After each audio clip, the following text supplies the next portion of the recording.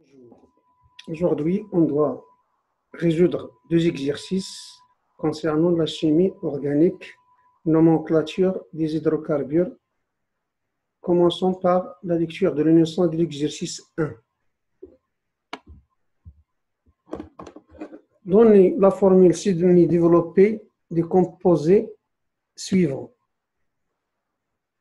Le premier composé, ça s'appelle 3-éthyl-2-méthylpentane. Deuxième composé, 5-éthyl-2,6-diméthyloctane. Troisième composé, 2-bromo-1,3-dichloro-4-éthylhexane. Quatrième composé, 2-éthyl-1,1-diméthylcyclohexane. Cinquième composé, 3-éthyl-2-isopropylbétane. Sixième composé, F, c'est le 2-méthylbutane. Septième composé, 2,2,3,4 tétraméthylpentane.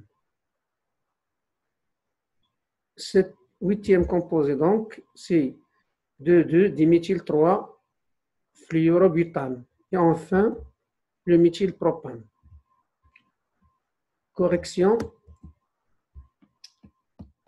Voilà la solution, donc, pour le premier, c'est le 3-éthyl-2-méthylpentane. Donc, puisqu'il y a pentane, n égale 5. On doit mettre d'abord une chaîne comportant 5 carbones dans les numérotes, 1, 2 jusqu'à 5. Il y a le 3-éthyl et le 2-méthyl. Ce sont des radicaux alcals attachés au numéro 3 et 2. 3 pour l'éthyl et 2 pour le méthyle. Donc voilà. Et on ajoute les hydrogènes en respectant la tétravalence du carbone. B, 5-éthyl-2,6-diméthyloctane. Le mot octane vous indique que le nombre de carbone est égal à 8. Dressons la chaîne à 8 carbones. Elle est numérotée aussi, de 1 jusqu'à 8. Puis les radicaux. Il y a 5, à la position 5, c'est l'éthyle. Et à la position 2 et 6, il y a les diméthyls. Donc le méthyle qui se répète en 2 et 6. Voilà d'abord les deux méthyls en position 2 et 6. L'éthyle, c'est en position 5. Voilà, c'est C2H, CH3. On ajoute les hydrogènes pour rendre les carbones participent avec 4 liaisons chacun. C'est tétravalent. C, c'est le 2-bromo-1,3-dichloro 4-éthylhexane. Voilà. Hexane veut dire 6. 1, 2, 3, 4, 5, 6. On numérote toujours. Et on ajoute les radicaux. Le bromo en 2. En 2, c'est le bromo. Et en E3, il y a le dichloro, ClCl. Voilà. Il suffit d'ajouter le nombre d'hydrogènes convenable pour chaque hydrogène.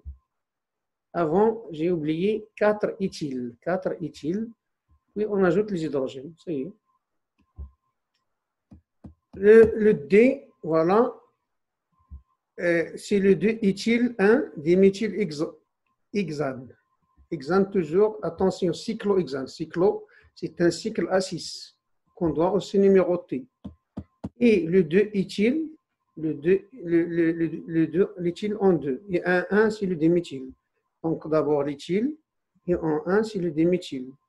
Reste à ajouter les hydrogènes en nombre convenable pour respecter la tétravalence du carbone. Donc, ça y est. 3-éthyl-2 isopropylbutane. Attention là, il y a propyl et iso. On va expliquer après, mais avant tout, il ne faut pas oublier que le butane correspond à n égale 4. Donc voilà 4. Ils doivent être numérotés de 1 jusqu'à 4. 1, 2, 3, 4. Le 3-éthyl, voilà, et le 2 isopropyl. Attention, isopropyl veut dire que la liaison est au milieu du CH3. Le propyl, il vient du propane, 3 carbones. Mais au lieu d'avoir une liaison au carbone de l'extrémité, on l'a au milieu. Iso, c'est comme le triangle isocèle, c'est-à-dire à égalité. Voilà. On ajoute maintenant les hydrogènes. Le F, c'est le déméthylbutane. Butane, N égale 4. Donc, toujours 1, 2, 3 jusqu'à 4. 2, méthyle. Le méthyle en position 2. Il ne reste maintenant qu'à ajouter les hydrogènes. Le 2, 3, 4 tétraméthylpentane. On commence toujours par la fin. Pentane, N égale 5. Ça vous donne 5 carbones liés. Puis, on les numérote toujours. Il est lié à 4 méthyles, mais en position de 2 et 3, 4. Le premier 2, et le 4, le 3 et 4, c'est faux. Donc, ici, attention, c'est faux. 3, 4. Normalement, ça, c'est 4, 4. Et c'est faux. Attention, stylé. Et ça, c'est faux. Il faut ajouter C3, CH3. Donc, c'est faux. Puis, on complète avec les hydrogènes. Attention, ici, ça reste un seul hydrogène. Ici, un autre hydrogène.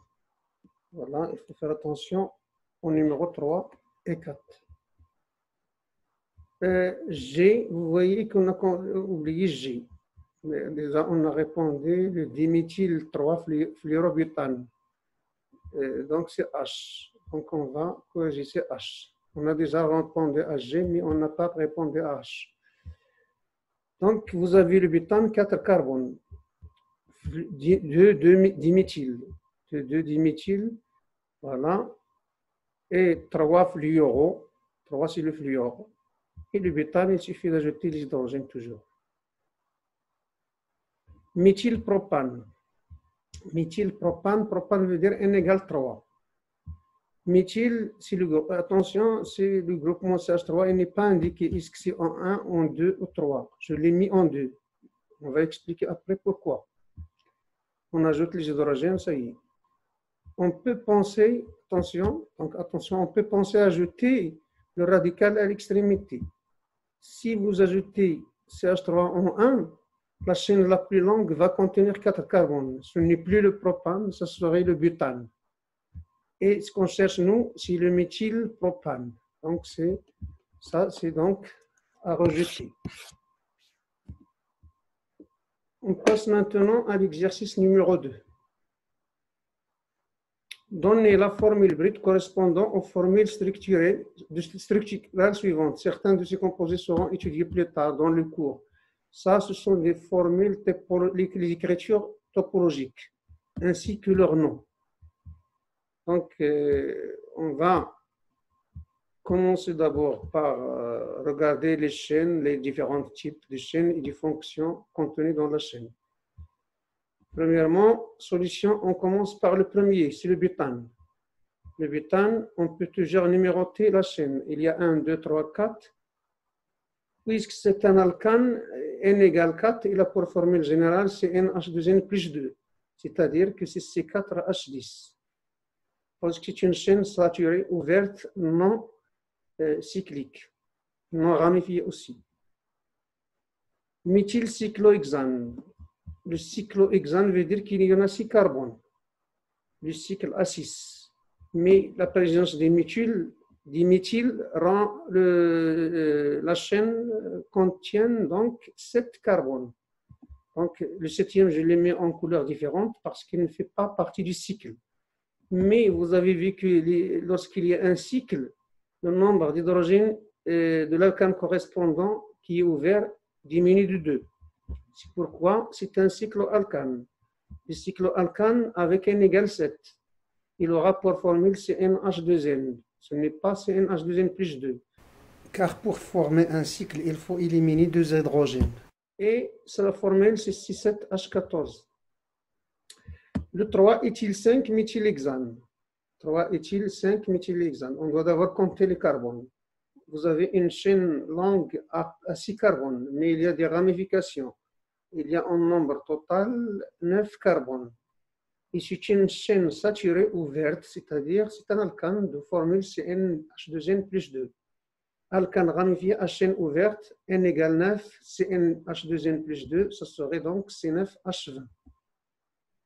Ça, c'est un cycle hexène. Le cycle A6 veut dire hexane. Cycle hexène, il y a une double liaison. Vous vous rappelez aussi que dans les alcènes, la présence de la double liaison réduit le nombre d'hydrogènes par rapport aux alcanes de 2. Et la présence des cycles réduit aussi de 2. Donc, leur formule générale, ça serait quoi? Ça serait en présence d'un cycle acide-carbone et d'une double liaison, c'est-à-dire le cycle moins 2, la double liaison moins 2 hydrogènes. Vous aurez donc N égale 6, mais la formule, ça serait CnH2n moins 2. Pourquoi moins 2? Premièrement, c'est NH2n parce que c'est cyclique, moins 2 parce qu'il y a une double liaison. Ça serait C6H10. Ça, c'est un alcool. La présence de OH veut dire un alcool. Mais le nombre de carbone ici, c'est 5. C'est pourquoi on écrit pentane 2-ol. 2, attention, la vraie numérotation. La vraie numérotation, ça, il faut compter ici pour donner à OH la plus petite valeur. 1, 2, 3, 4 et 5. C'est-à-dire, voilà la formule, et avec un O et H. Si vous regardez ici, l'oxygène est bivalent. Il participe avec des liaisons si simples. Deux liaisons simples, ce n'est pas une double liaison. Cela nous permet de ne pas perdre le nombre d'hydrogènes par rapport à l'alcane correspondant. C'est-à-dire, il fait une liaison sans réduire le nombre d'hydrogènes. C'est un alcool. Sa formule, ça serait ROH. Mais CnH2n plus 1, c'est R. Avec H, c'est Cn plus H2n plus 2, O. On peut l'écrire comme ça. De toute façon, avec n égale 5, l'alcane qui correspond à C5, à n égale 5, c'est C5H12. Donc, ça serait C5H12O. O n'affecte pas, ou bien n'affecte pas donc le nombre d'hydrogènes. C'est toujours, puisqu'n égale 5, H2n plus 2, ça donne 12. Remarque, pour les alcools, l'oxygène O participe à 2 liaisons covalentes simples. C'est pourquoi leurs molécules possèdent le même nombre d'hydrogènes H que l'alcane correspondant. Ça, c'est clair. Deuxième exemple, c'est la butane 2-on. Il appartient au cétone. C'est une cétone de formule générale R1COR2 qui comporte un nombre de carbone n égale 4. La présence de la double liaison toujours réduit de 2 le nombre d'hydrogènes en comparaison avec l'alcane correspondant. Ici, n égale à 4, ça vous donne C4H12. Donc, c'est C4H10O. Voilà. Ça, c'est une amine, diméthylamine. Attention, on n'a pas indiqué ici les carbones. Pour éclaircir les choses, j'ai mis la formule H3CNH, CH3. Le carbone est tétravalent, l'azote est trivalent. Voilà les 3 liaisons.